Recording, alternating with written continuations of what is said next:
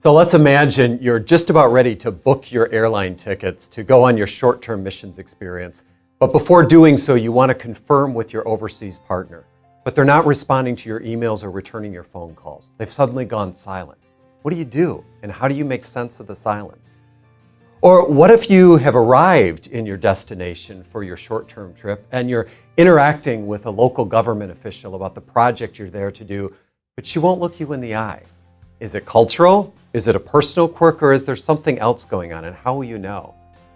These are the realities that we want to reflect on in this session, because serving effectively in a variety of cultural contexts requires something we call cultural intelligence, or CQ for short.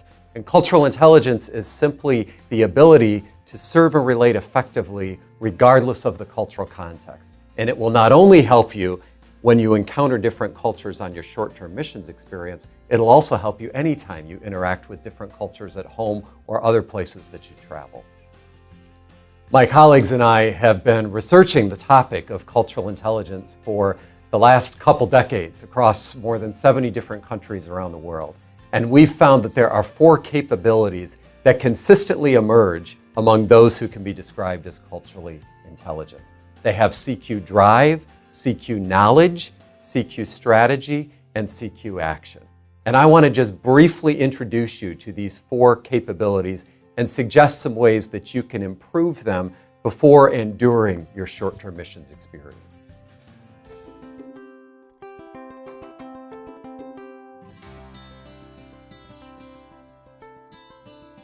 CQ drive is the degree to which you're interested and motivated to serve and relate with people who come from different cultural backgrounds. So a short-term missionary with low CQ drive may be someone who prefers to just stay together with their group with whom they traveled and eat familiar foods, whereas a short-term missionary with high CQ drive will intentionally stretch themselves, look for opportunities to make themselves uncomfortable, and think about how their faith and their identity and their relationships are being challenged in light of what they're experiencing on a short-term mission experience. There are a few key ways that you can build your CQ drive. First of all, consider what cultures are most difficult for you. Whether it's on your trip or back home, do an honest assessment of the cultures that you find most difficult to love. Secondly, create times to recharge. That is, give yourself opportunities to recharge your batteries physically, spiritually, and emotionally. And finally, think about the relevance of understanding different cultures to the mission that you've gone there to accomplish. Even if you're accomplishing a task like a building project or some other initiative while you're there, don't discount the importance of relating and interacting effectively across different cultures to more appropriately accomplish the objective of what you've set out to accomplish there.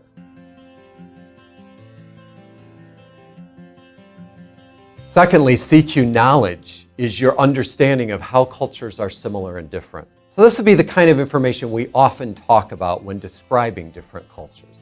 These would be the different time orientations that cultures have. Does 7 o'clock mean 7 o'clock, or is it a suggested time when people start coming together?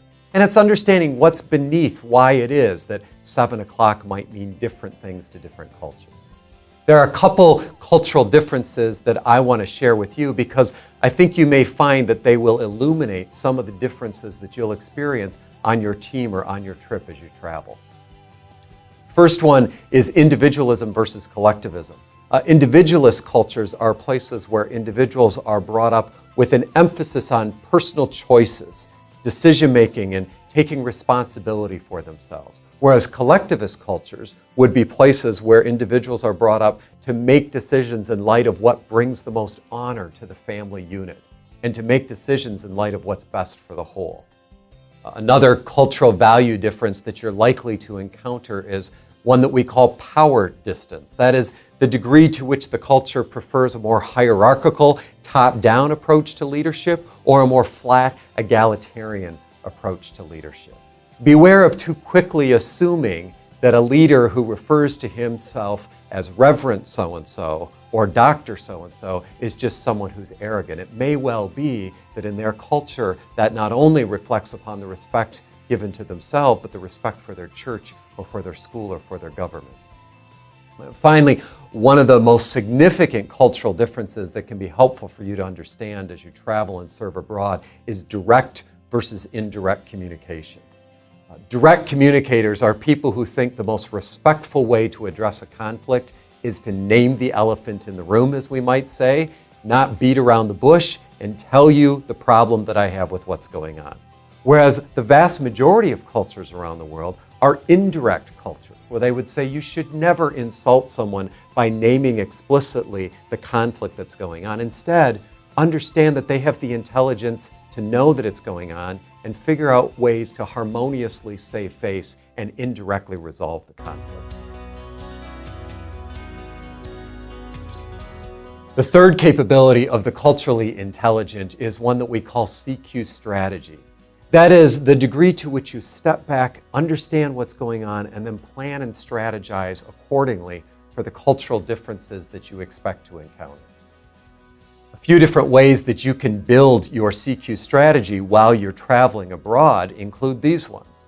First, notice the differences that are there, both at the superficial level and beneath the surface. What are things that you would never see at home? And on the other hand, what are things that appear to be similar at home? And look beneath the surface and see, in fact, if they are the same as to how those things might happen at home. Secondly, open or close your personal window. What that means is learn to interpret the cues as to whether or not you should adapt your behavior and your communication. Do you need to open up more and share more of yourself, or is it more appropriate for you to hold back for a while and listen in light of the pre-assumptions that people might have of you based upon your cultural background?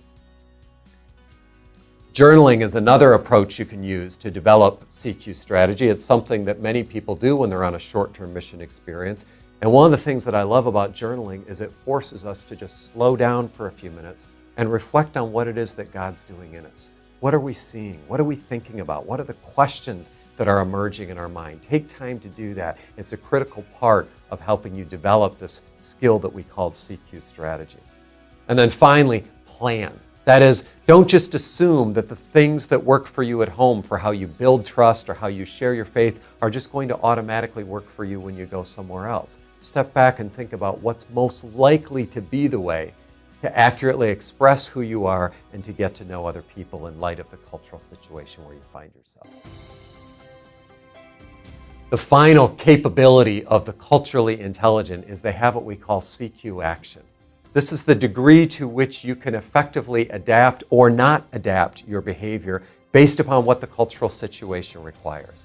And what we've found is that the individuals on short-term missions experiences who have high CQ action are not chameleons to the local culture. They're not trying to adapt in every way, because if you do that too far, it can actually be insulting to the locals that you're encountering. But it's usually appropriate to adapt just enough to be respectful and to demonstrate that you understand you're a guest in the local context. There are a few things you can do to help you with improving your CQ action. First of all, taboos. Before you go, create a list of the taboos. What are the things that you should avoid wearing or doing, or gestures that you shouldn't use? Another strategy you can use is practice. That is, practice some of the behaviors that are typical in the local culture where you'll find yourself. How do they greet one another? How do they eat their food? Practice doing it a bit to make yourself more familiar with it. Imagine, that is, imagine what it would be like to walk in the shoes of somebody who lives in the local culture where you find yourself. And just simply empathizing with that individual can help you better think about how to adapt or not adapt your behavior. And finally, most importantly, is as you think about CQ action, be yourself. Don't try and over-adapt, but be true to who you are and who it is God wants you to be, but also think about how to most effectively express that in light of the cultural language and norms that you're encountering on your short-term trip. Short-term mission programs are one of the best ways to encounter cultural differences. No longer are these just theoretical ideas. You get to experience them up close. And I'm convinced when done well, short-term mission trips are one of the best ways to advance the mission to which we've been called and to engage in better understanding what God is doing in our global world. So thank you for giving your attention to how you can think about better improving your cultural intelligence so that you can serve and relate more effectively in the places that you travel. I invite you to visit our website at culturalq.com, where you'll find a number of free resources available to help you learn more about cultural intelligence and to think about how that will help you improve your effectiveness as you serve at home and abroad and in other places around the world.